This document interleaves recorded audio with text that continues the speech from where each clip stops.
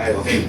Attorney Ferdy, maraming salamat. And of course, ito sa mga, lahat ng kasama natin dito, mga aktibong kumikilos tungkol dito sa corruption na nangyari dito sa ating bansa. Alam niyo, sa sitwasyon natin ngayon, umigit kumulang 40 na kaming nakasuhan. Sa flood control scandal, ang nakakasuhan pa lang, at least the prominent names, 6. Kasama na ho dyan si Alcantara, si Bernardo, at saka si Bryce, na naging state witness pa. Pero yung lahat na nagagalit, lahat ng sumisigaw, lahat ng nagsasalita, may kaso na. In fact, I was just talking to Attorney Jimmy. Sabi ko, Attorney Jimmy, may kaso ka ba? O sabi niya, na-dismissed, MR, pending. Attorney Topacio, may kaso. Hindi ko pa, si Ka Eric, dami ito, sumilin to ng ano eh. Tatlo, ayun, si Ka Eric. So, ang punto ko dito, itong mga taong itong lahat, wala naman kaming ginagawang sasabihin mong illegal. Kung hindi nagsasalita kami at galit kami sa korupsyon. At tingin ko, kami ay kumakatawan sa sentimiento ng lahat, hindi lang marami, ng lahat ng Pilipino na gusto ng hustisya, na gusto makulong ang mga nagnakaw at gusto maibalik ang perang ninakaw sa ating bansa. So kung titignan po natin sa ngayon, grabe ang naging SWS survey. Tingnan nyo ho, minus 15 nationwide. Pagdating mo dun sa mga bata, 18 to 24, nasa negative 17. Yung 25 to 40 ay nasa 40% galit. Pagdating, sabi nila, ay, kayo lang mga galit. Yung mga bobo ang nagagalit sa gobyerno. Alam nyo, sa mga college graduates and those that have higher degrees, higher learning, nasa negative 37 ang galit. At pag tinignan nyo on a regional basis, negative 40 ho ang Mindanao. Consistently, galit ang Mindanao. Ang nakakagulat, humahabol ang Metro Manila. Negative 31% ang Metro Manila.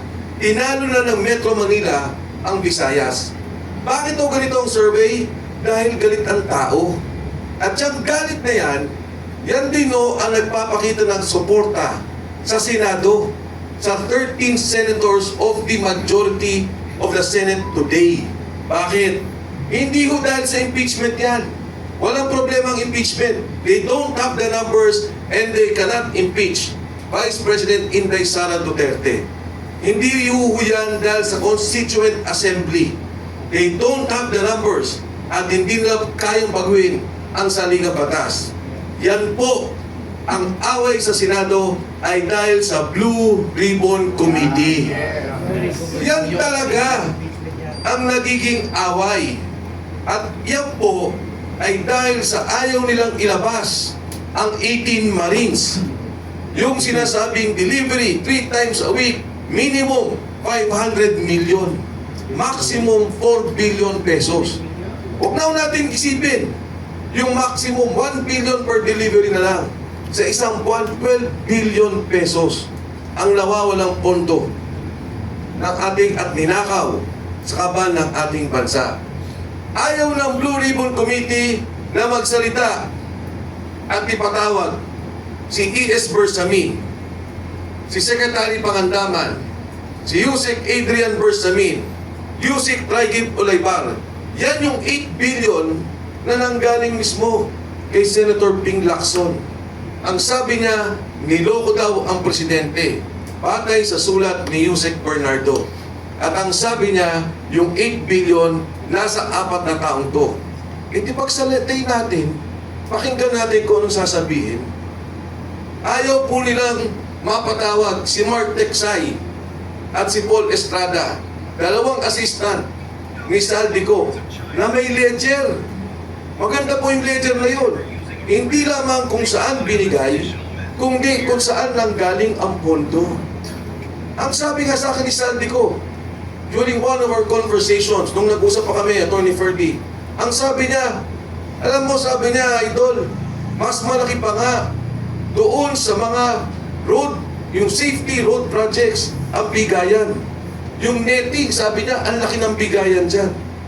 Ayaw nilang ipatawag si Manny Bonoan na dapat magsalita dahil sinabi siya yung humawak ng 30 billion na nag-ayos doon sa 100 billion na pondo na ibinigay ni Saldico.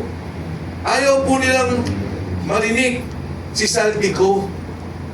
Pag si Saldico pinayagan ng Blue Ribbon na magsalita under Zoom, magiging opisyal lahat ng sasabihin niya tungkol sa pondo. At higit sa lahat, ayaw po nilang ipatawag si Speaker Martin Romualdez. Ngayong araw lang naglabas ng statement yung kanyang abogado, si Attorney Atienza. Ang sinasabi, wala daw silang relasyon sa budget. He is the Speaker of the House. There is no direct function governing the budget in terms of approval and execution. E di pakinggan po natin, pagsalitain natin, di ba ang sabi ni Saldico, yung tamarig na bahay niya, amoy pera na. Dahil yung ilalim nun ay puro pera. Anong sabi ni Speaker Martin Romualdez? Pag ako pinilit nyo, magsasalita ako. Di ba yung pala mo admission na may alam siya. Yung nga kung sila i-express sa amin, Secretary Pangandaman, na magsalita si Saldico, biglang nag-resign. Yan ang ayaw nila sa Senado. Ang Blue Ribbon Committee hearing.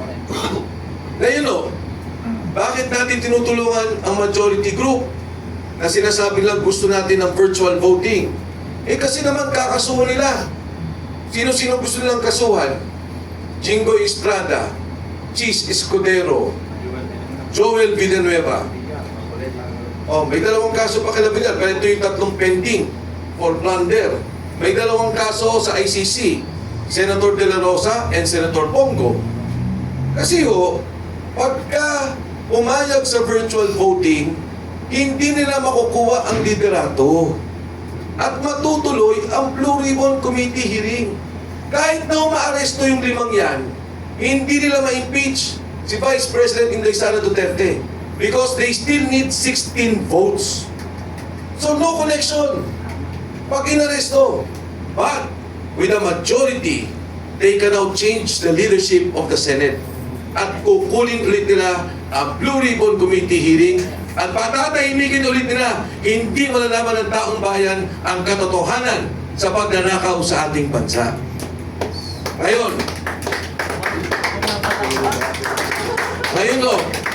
kami ngayon ni Senator Marcoleta biglang nagkakaso. Plunder, non-bailable. Pag hinuli kami, ang bilis. Yun nga sinasabi ko, kaming 40, yung mga nagsasalita, wala kaming sinasabing mag-armas tayo, mag-revolusyon tayo, pumatay tayo. Sinasabi lang namin, may pagnanakaw. Ulihin nyo yung magnanakaw, galit kami dyan. Ang bilis ng kaso namin. Si Senator Marcoleta, may plunder. Nagkataon na damay ako. Alam niyo, yun yung campaign donation na dinismiss na ng COMELEC. Donation. Dinismiss ng COMELEC, 3 kami na nagkaroon ng campaign donation kay Senator Marcoleta. Dinikit nila yun. Ginawang plunder. Yun lang mo yun. Ang plunder, kailangan pondo ng gobyerno ninakaw natin. O kung di kaya, yung case ni Erap, may binigay na pera, pagkatapos may kapalit. Wala namang kapalit. Wala namang hiningi. Nung ibinigay at tinulungan si Senator Marcoleta, ang standing niya sa survey, number 23. Hindi mo nga alam na mananalo si Senator Marcoleta.